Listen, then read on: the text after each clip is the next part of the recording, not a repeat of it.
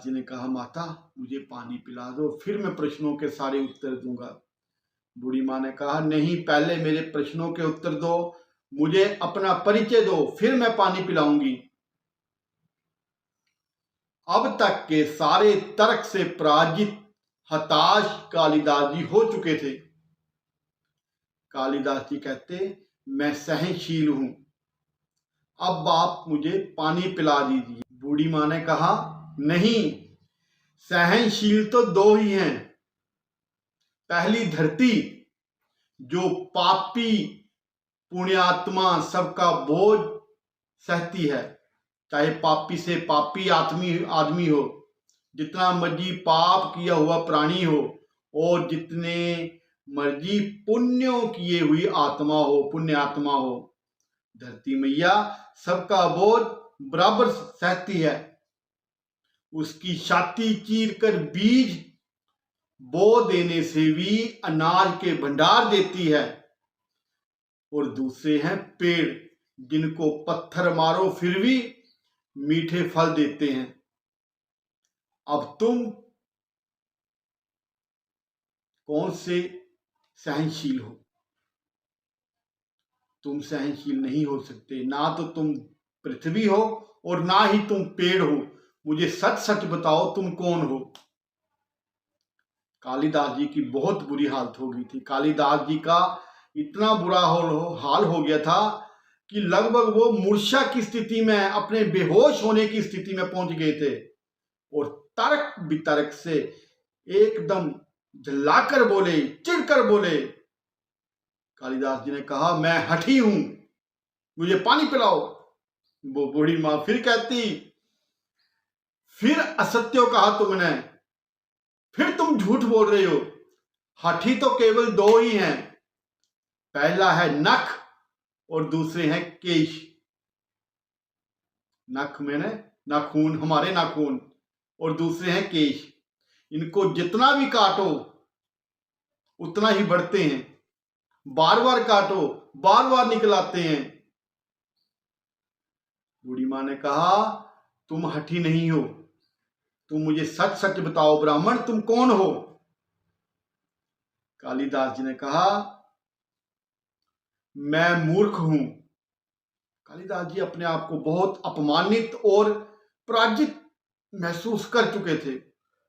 अब उनके अंदर बिल्कुल भी शक्ति नहीं बची थी। कहते, मैं मूर्ख हूं। उस बूढ़ी मां ने फिर कहा, नहीं, तुम मूर्ख कैसे हो सकते हो? मूर्ख तो केवल दो ही होते हैं। पहला राजा, जो बिना योग्यता के भी सब पर शासन करता है, और दूसरा द्वारी पंडित, जो राजा को प्रसन्न करने के लिए उसकी झूठी खुशामदीद करता है, झूठी तारीफ करता है।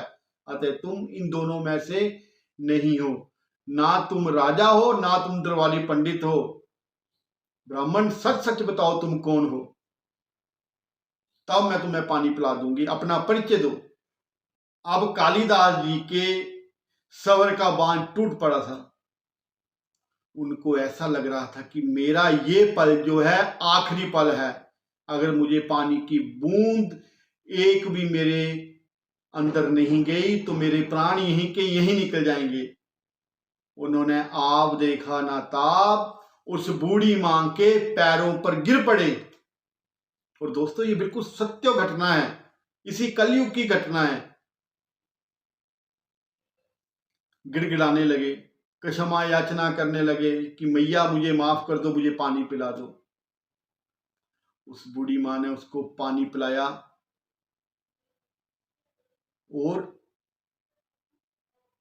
कालिदास जी कुछ देर के लिए मूर्छित हो गए। अब उस बूढ़ी मां ने कालिदास जी के सर के ऊपर हाथ फेरा और कहा, उठो, बस खड़े हो जाओ। कालिदास जी की मूर्छा टूटी। जैसे ही उन्होंने अपना मुंह ऊपर को किया, गर्दन उठाकर देखा, तो क्या देखते हैं, साक्षात सरस्वती माता उनके सामने खड़ी थी। सरस्वती माता उनको आशीर्वाद दे रही थी। कालिदास जी पुनः माता के चरणों में नतमस्तक हो गए। कालिदास जी ने कहा, माता आपने मुझे दर्शन देकर मुझ पर कृपा की है, लेकिन ये जो आपने रूप धरा था बूढ़ी माँ का, गरीब माँ का, और मुझे प्यास से जो मारा है, इतना मुझे कष्ट पहुंचा है, इसके पीछे क्या कारण था मैया? मुझे ये कारण बताइए। मुझसे क्या भूल हो गई जो मुझे इतनी कठिन परीक्षा आपने मेरी ली है? सरस्वती माँ ने कहा, हे कालिदास, तुम मेरे पुत्र हो, मैं तुम्हें अपना पुत्र मानती हूं, तुम पर मेरी विशेष कृपा है। मैं तुम्हें एक सीख देने के लिए आई हूं। तुम्हारे अंदर कुछ कमी आ गई थी, तुम्हें ज्ञान का अहंकार हो गया था। सरस्वती माँ ने कहा, सुनो बस, शिक्षा से ज्ञान आता है, ना कि अहंकार। तुमने शिक्षा के बल पर प्राप्त मान और प्रतिष्ठा को ही, जो मान मिला, जो प्रतिष्ठा मिली है, उसको ही अपनी उपलब्धि मान लिया और अहंकार कर बैठे। इसलिए मुझे तुम्हारे ज्ञान चक्षु खोलने के लिए ये स्वांग करना पड़ा, तुम्हारा अहंकार तोड़ने के लिए मुझे ये लीला करनी पड़ी, तुम्हारी परीक्षा लेनी पड़ी, क्योंकि अहंकार के आगे बिल्कुल अंधेरा होता है। अहंकारी व्यक्ति जो होता है कहीं का नहीं रहता, वो अपना मान सम्मान ज्ञान सब कुछ गंवा बैठता है। कालिदास जी को अपनी गलती समझ में आ गई और भर पेट पानी पीकर मां का आशीर्वाद लेकर आगे को अपने तीर्थ स्थल की ओर निकल पड़े। दोस्तों, इससे हमें शिक्षा क्या मिलती है? शिक्षा हमें यह मिलती है कि अपनी विद्वता पर कभी घमंड ना करें। यही घमंड जो होता है हमारी विद्वता को, हमारी विद्या को नष्ट कर देता है। और दो चीजों को कभी व्यर्थ जाने नहीं देना चाहिए। एक होता है अन्न के कण को और आनंद के क्षण को। इनको कभी व्यर्थ मत कीजिए। जिंदगी का जो भी लम्हा मिले उसे सत्कर्म में लगाकर, सत्मार्ग पर चलकर, सद्बुद्धि में लगाकर अपने ज्ञान से मांगलिक बनाना चाहिए। आपको कथा अच्छी लगे, इसको ज्यादा से ज्यादा शेयर करना। जय श्री राम, राधे।